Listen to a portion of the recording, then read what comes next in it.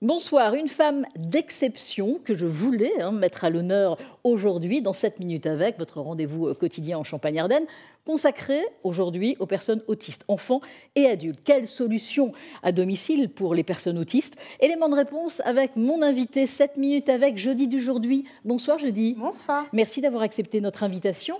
Vous êtes éducatrice spécialisée, vous avez décidé de vous associer avec une aide-soignante, Ingrid Gillet, pour vous occuper à domicile d'enfants et d'adultes autistes. Pourquoi ce choix? Il y avait véritablement des demandes à domicile? Oui, du coup, je suis associée avec Ingrid. Du coup, on a 2 entreprises individuelles. On peut intervenir ensemble. Et on a travaillé ensemble pendant quelques années dans un foyer d'accueil médicalisé.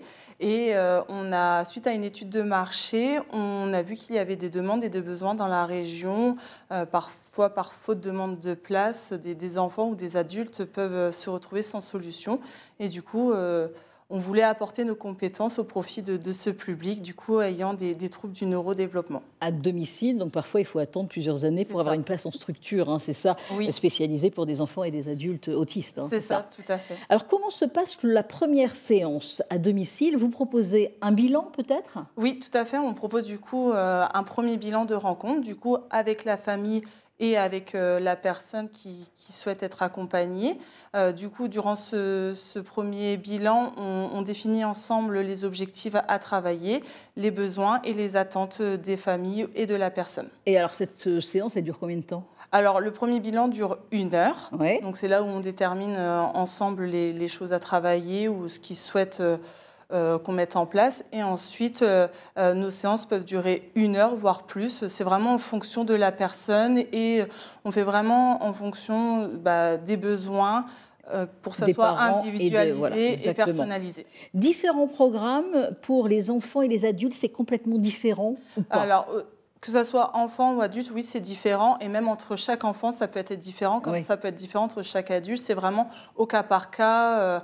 Voilà, vraiment, on personnalise et on individualise chacun de nos accompagnements. Et quand vous commencez cet accompagnement à domicile, vous commencez avec quelques séances par semaine, c'est parti pour l'année? Alors après, ça dépend de voilà, ce qu'il faut travailler. En général, on commence par une séance d'observation, un petit peu pour voir les choses qui sont mises en place.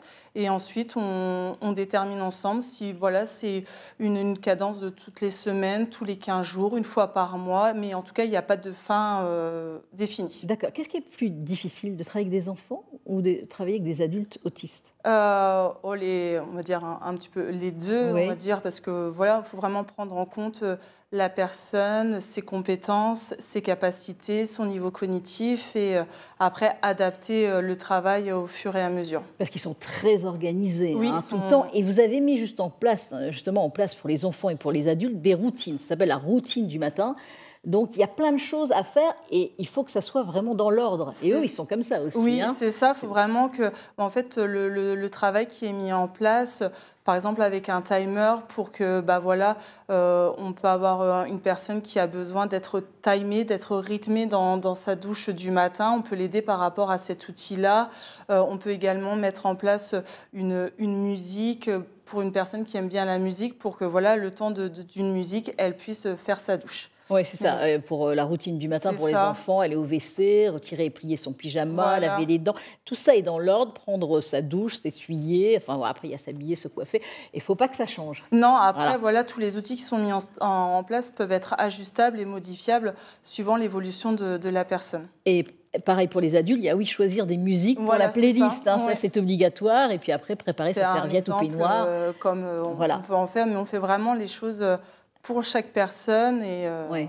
Alors le but, véritablement, c'est d'accompagner les parents et les guider sur l'accompagnement après toutes ces séances. C'est ça, en fait, on peut proposer également de la guidance parentale pour en fait leur donner des pistes éducatives pour que eux-mêmes puissent mettre en place des choses et que leur enfant ou la personne qu'ils accompagnent puisse maintenir l'autonomie et garder l'autonomie qu'ils ont déjà eue auparavant. En fait, nous, on donne juste des pistes éducatives pour soulager leur quotidien. Quelles sont les différentes activités que vous pouvez proposer aux enfants et aux adultes? Alors pour les deux, on peut proposer la même chose. Donc on va proposer du coup des séances éducatives, par exemple pour garder l'autonomie, travailler autour de la communication. On peut proposer également des temps de répit en extérieur, par exemple pour soulager la famille pendant 1 heure ou 2, pour faire des sorties extérieures par rapport au centre d'intérêt de la personne, des besoins sensoriels. Et on peut faire également de la guidance parentale. D'accord. Vous êtes peu à proposer ce service? Alors sur Reims, du coup, quand on a fait l'étude de marché, Ouais. on a vu qu'on était, en tout cas, ce qu'on a vu sur Internet, on va dire, on était peu à travailler en tant que libéral à domicile auprès de ce public-là. Mais avant de créer ce service, vous l'avez dit tout à l'heure, à domicile, vous avez travaillé dans des structures spécialisées pour des personnes autistes. Oui, tout à fait. J'ai travaillé pendant 7 ans, du coup, dans un foyer d'accueil médicalisé auprès d'une association régionale. Et du coup, pendant 7 ans, j'ai pu me former à ce public et travailler auprès d'eux pour apprendre à mettre en place des choses. Quel est le coût de vos services à domicile pour les parents et existe-t-il des aides? Alors du coup, il faut savoir que nos accompagnements sont à la charge de la famille. Oui. Ce n'est pas remboursé par la sécurité sociale et tout, mais ils peuvent avoir des aides de la MDPH et de la CAF, pardon, Oui. pour avoir des subventions pour subvenir à leurs besoins quotidiens. Ça, vous leur dites aussi, Oui, évidemment. bien sûr. Et on se dit que de s'occuper d'un enfant à domicile, un seul enfant, l'enfant progresse peut-être plus vite. Oui, alors c'est important de privilégier l'individuel, mais également le collectif. Dans l'individuel, on va apprendre un petit peu toutes les bases, on va faire de l'apprentissage et dans le collectif, on va mettre un peu en place ce qu'on a appris en individuel. Oui, ça vous le constatez quand même, il y a une progression plus rapide.